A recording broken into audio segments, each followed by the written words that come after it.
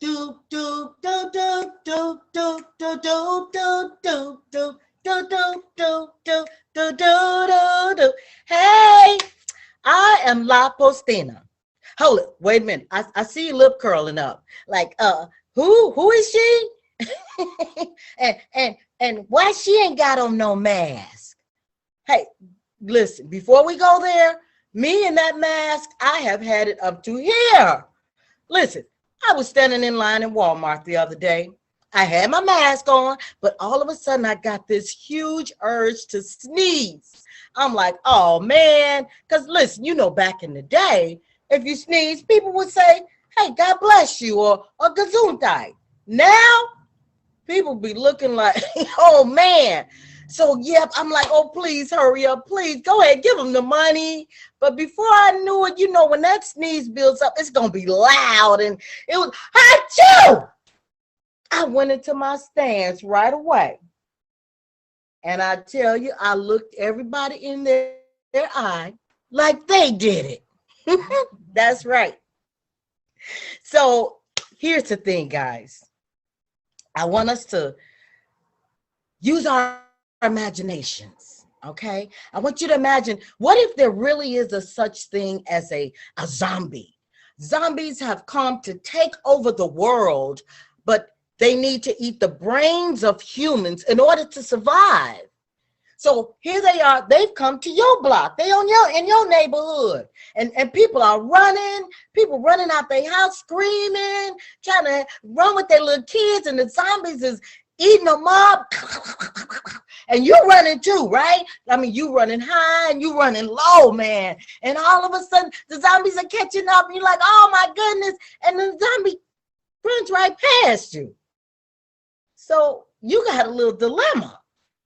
You got to figure out whether you want to be relieved that the zombie ran past you or insulted that the brainy zombie ran right past you.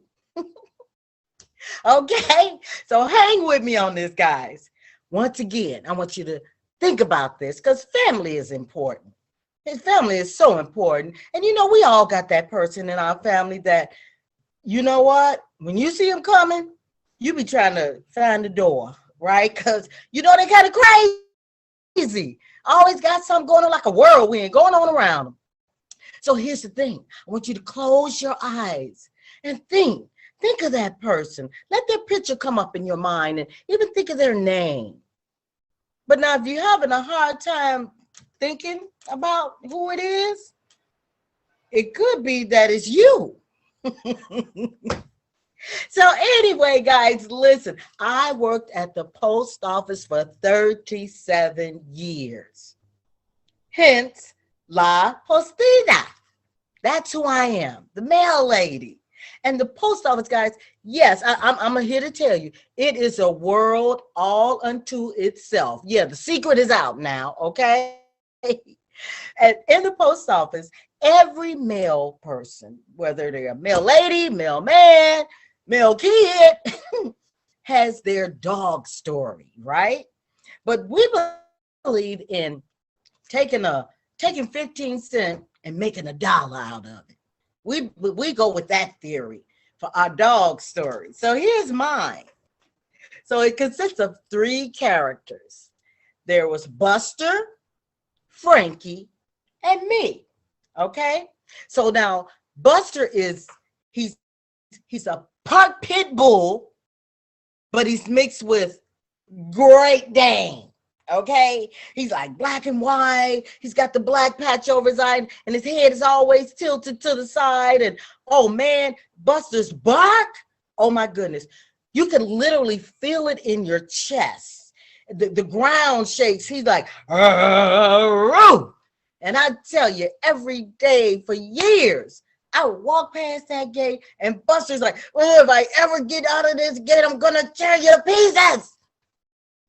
So, but I'm cool because I know Buster's behind that gate. And then there's Frankie. Frankie is have you seen the little hot dog, the little wiener dog with the short legs and long ears? Well, that would be Frankie. And yes, me. So I'm going about my job, delivering mail house to house. I go up the stairs, put the mail in the mailbox. I come down the stairs, and right there in the middle of the sidewalk, I mean, in all his glory, I mean, the sun is like a spotlight on him, Buster. And he's looking at me like, this is gonna happen. I said, oh my God, this is my nightmare. So I began to walk backwards as I'm looking at Buster. I walk back up the stairs that I had just come down. I get to the door and I knock on the door. No one answers. I'm like, oh my goodness. So I try to squeeze myself between the screen door and the door. And I look at Buster, and Buster's like, I got all day. I'm like, oh my God. So I took my foot and I hit the door. And all of a sudden the door comes open. I lean in and I'm like, oh my God, now I'm breaking and entering. But who jumps off the couch? Yip, yip, yip, yip, yip, yip, yip, yip, yip. You guessed it, Frankie.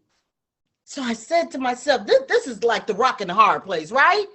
Maybe I can take Frankie and feed him to Buster. Hold it.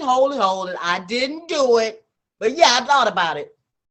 But before I could even think to do it, the neighbor comes out and he's like, hey, I got Buster. Don't worry, I got Buster. And then all of a sudden, all you could hear was, no, Buster.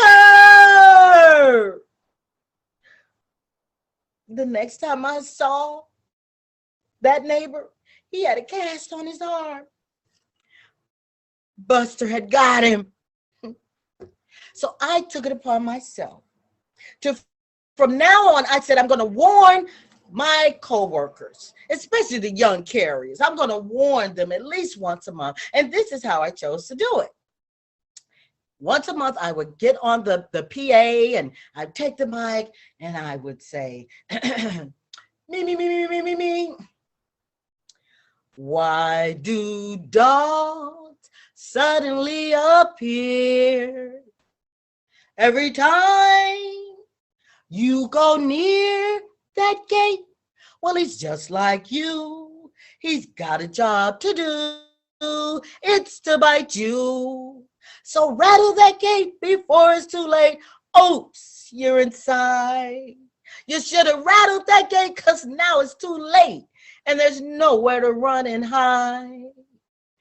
This is why all the dogs in town follow you all around. Well, they're just like you. They've got a job to do. It's to bite you. Dum, dum, dum, dum, dum, dum.